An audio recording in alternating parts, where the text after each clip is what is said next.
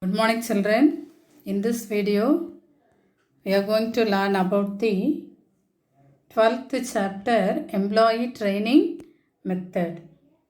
The last chapter we studied about the recruitment method, but in this chapter we are going to see about the training methods. Each and every organization needs the services of trained person.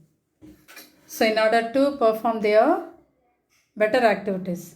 So after selecting the most suitable person for variable suitable jobs in the organization by way of application of scientific techniques, the next task of management should arrange for their proper training. Some employees are new for the job and some employees have some different previous experience. So both of the employees need different kind of training to acquaint themselves with the jobs. The trainings, goal, education, instruction, learning, knowledge, workshop, mentor, skill, coaching, teaching, ability, development, advising, and motivation. So training is the act of enhancing the new skill of problem solving activity and technical knowledge of an employee for doing the jobs.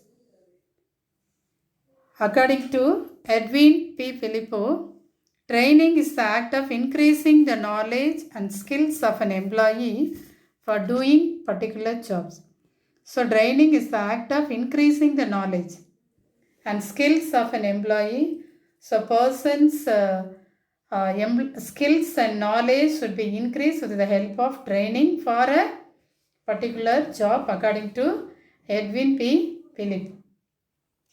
According to Mathis and Jackson, training is a learning process whereby learn skills, concept, attitudes and knowledge to aid in the achievement of goals. The next heading is purpose of training or need for training. The purpose of training can be explained. First one, improve the quality of work. So training helps to focus on specific area and develop employee skills. So it enables employees to increase the quality of work. Then enhance employee growth. Employee who undergo the training becomes good at their job. So imparting new skills help in performance enhancement of the employees.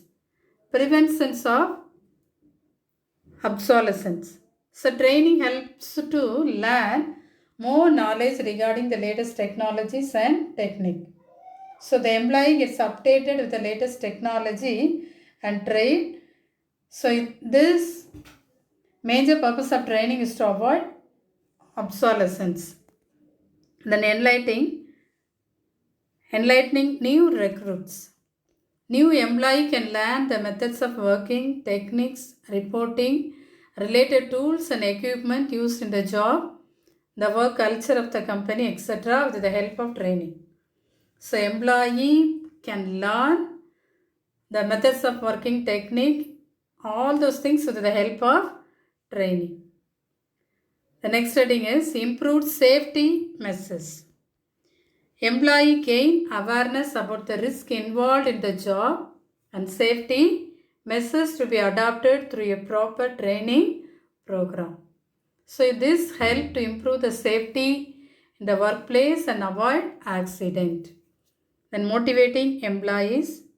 An employee needs continuous development to move along the career path as per the career planning.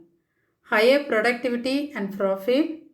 Efficient training improves higher productivity and more profit as the trained employee can apply more skills and technique at work. So it helps them to work fast and complete it with a high perfection. Then cost reduction. Trained employees can utilize the resources in an efficient manner. So there is no possibility of wastages of resources and all facilities are used at an optimum level. This will lead to cost reductions. Then reduce supervision. trained employees need minimum supervision. If the untrained employees need maximum supervision, but trained employees need only minimum supervision as they are educated about various aspects of the job in detail at the training program. Then better adaptability. Employees are able to adapt themselves to new technologies and new methods of work which constantly undergoes the changes. Then steps in training program. So training is one of the planned activities to transfer or modify knowledge, skills, attitudes. So every training program must address certain vital issues. What are the steps are followed to training programs? First one, whom to train, who is the trainee, who is the trainer, what method will be used for training, what should be the level of training, where to conduct the training programs. So first one, whom to train. Training department has to determine the candidate for whom the training should be imparted.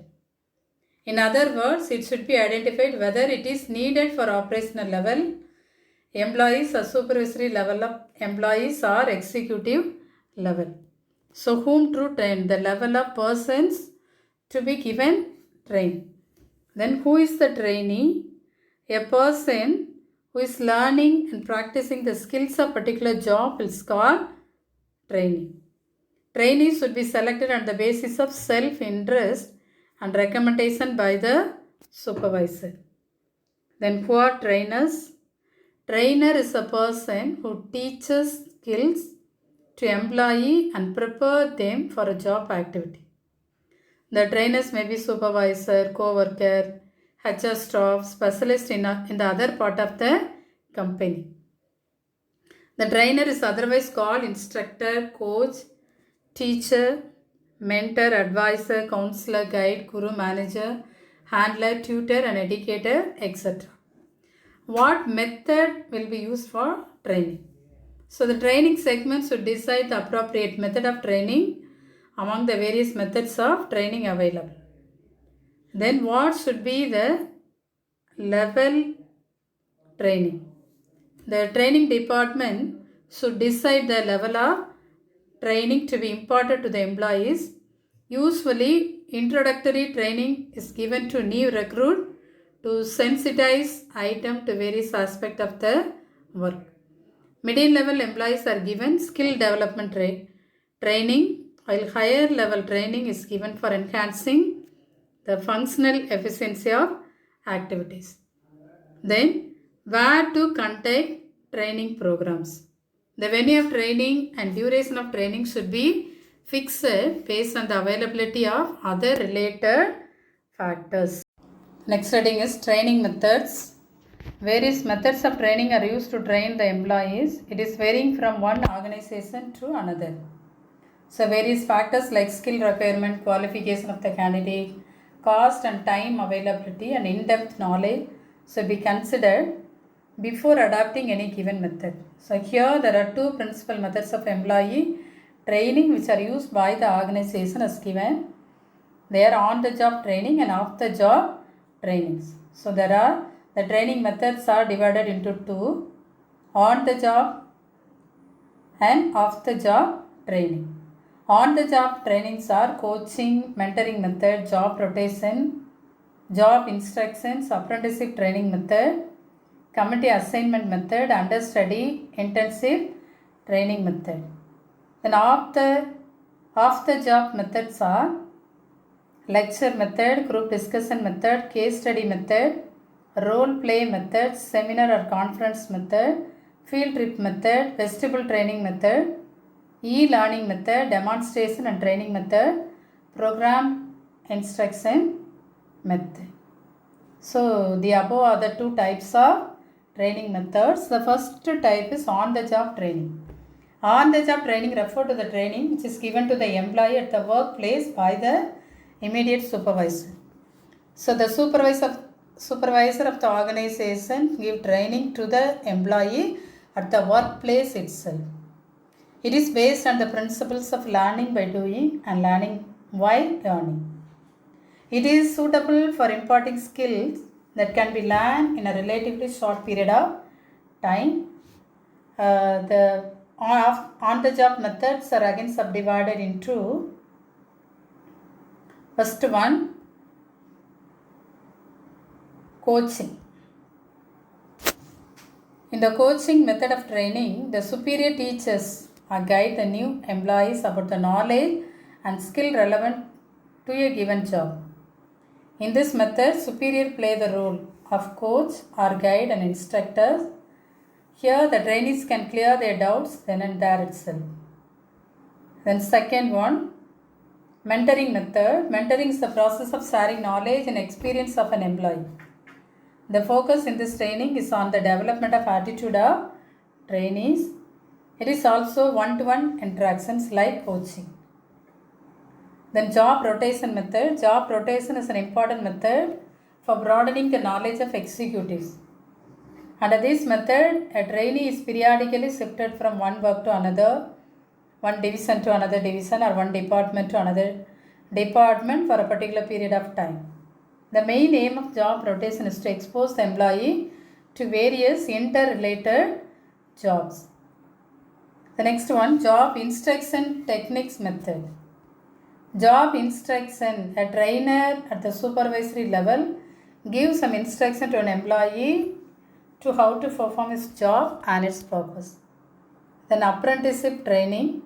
Apprenticeship trainee learns the job knowledge and skill from the trainer or superior or senior worker. The apprentice or trainee learns the job knowledge from the superior. Generally, the apprenticeship training is given to the technical cadre like mechanic, electrician, craftsman, welder, fitter, etc. Then committee assignment. When employees are assigned to committee to address a particular issue, they are able to work closely with other members and committee leader. They gain more knowledge by observing and participating in decision making process. Then last one, understudy intensive training method. A superior gives training to a subordinate or understudy like an assistant to a manager or director.